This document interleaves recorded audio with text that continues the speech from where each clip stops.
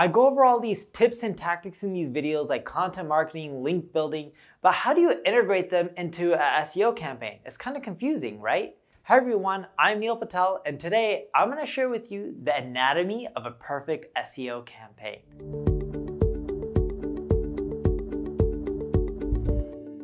Before we get started, make sure you subscribe to this channel. If you're on YouTube, click the alert notification. That way when I go live, you'll get notified.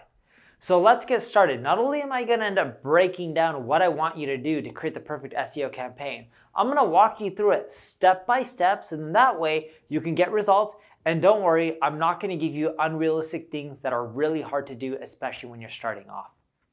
The first thing I want you to do to start off your SEO campaign is to map out the content gaps. So you got competition. Your competition may be more popular than you, less popular than you, who knows? But either way, you got competition.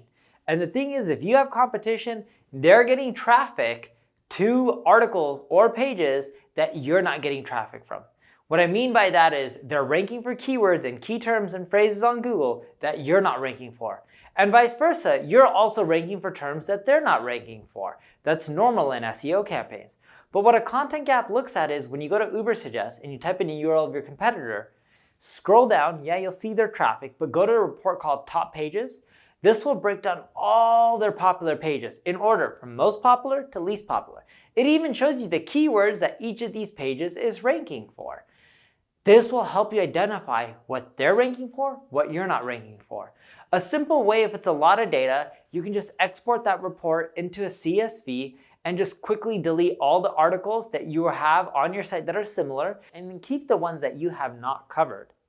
That way, you now have a list of all the pieces of content, all the keywords that you should be targeting that your competitors are, that they're getting traffic from, that you're not.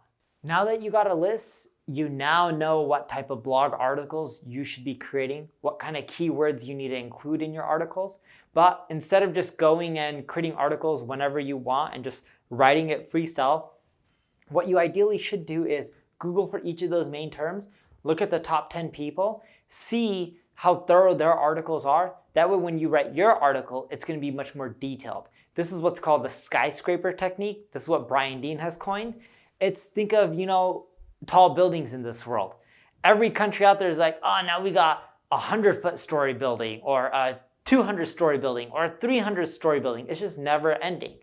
And that's an example of a skyscraper technique. Whatever other people's content are in the top 10, you want to make sure yours is so much better that people won't dare to copy you. The second thing I want you to do is identify internal linking opportunities. So you can either do this through Ubersuggest or Google Search Console. Go and look at your top pages. These are the pages that are getting the best rankings, the most amount of traffic. What you should be doing is making sure that you're linking to them internally on a regular, consistent basis. How many internal links do these pages have? Are they getting a ton of links? Are they not? The pages that are doing well, make sure you go to existing pages on your site and you're interlinking to them. By doing that, what you'll find is it'll help boost them up even more and they'll slowly start ranking higher and higher over time. The third thing you need to do is leverage existing assets and content that you're already ranking for. I love calling this the land and expand strategy.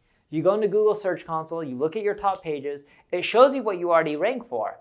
Take those pages, look at those keywords, see, hey, am I getting any impressions for some of these keywords that are not included on the text on my page? What I mean by that is in Google Search Console, if it shows you're getting traffic for certain keywords, it doesn't necessarily mean that those keywords are in your text of your content or in your title tag or your meta description. And if you happen to include them, you'll find that your rankings will go up for those main terms. And at the same time, using the land and expand approach, I love putting in those keywords into Ubersuggest. It shows me all the long tail phrases because if you already rank for the head term, there's a really high probability that you'll rank for the long tail version of it without much work, without any link building. So by integrating those long tail phrases within your content, rewriting it, make sure it's thorough, don't just stuff in those keywords, you'll also start picking up traffic there as well. The fourth thing you need to do is have a cohesive content calendar. This is so important. I once wrote this blog post, this was years and years ago, and it was talking about how consistency is one of the most important things with blogging and SEO and marketing. There was a period of time, a month or so, where I didn't blog at all. Not only did my traffic go down, But then when I started blogging again, it took me roughly 3 months, that's 3 whole months, to recover back where I originally was. That's how important it is to be consistent. You don't want to take those breaks. The last strategy I have for you with your SEO campaign, you need to leverage content clusters and pillar pages. So for example, my blog is on online marketing. I may have a page on digital marketing that encompasses what digital marketing is and gives an overview, and it's super thorough and may have roughly 10,000 words. But in addition to that, what I'm doing is I'm leveraging tools like Answers the Public to see all the questions people are typing around digital marketing. I'm leveraging tools like Ubersuggest to see all the long tail phrases people are typing in related to digital marketing. I'm leveraging sites like Quora to see what questions people have around digital marketing.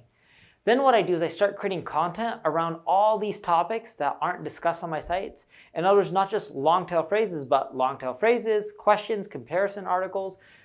All this data helps me round it out so that way I'm covering every little aspect of digital marketing, and I take all those subsections and I link to them from the main pillar page. That not only helps my pillar page do well, but it also helps all my long tail phrases and terms, all those questions, those answers, those articles I wrote that were in-depth on a subsection, get higher rankings as well. If you follow all of those strategies, you'll create amazing SEO campaign. And if you need help with your SEO, you need that extra lift, check out my ad agency, Neil Patel Digital. Thank you for watching. Make sure you subscribe, like, comment, and share the video.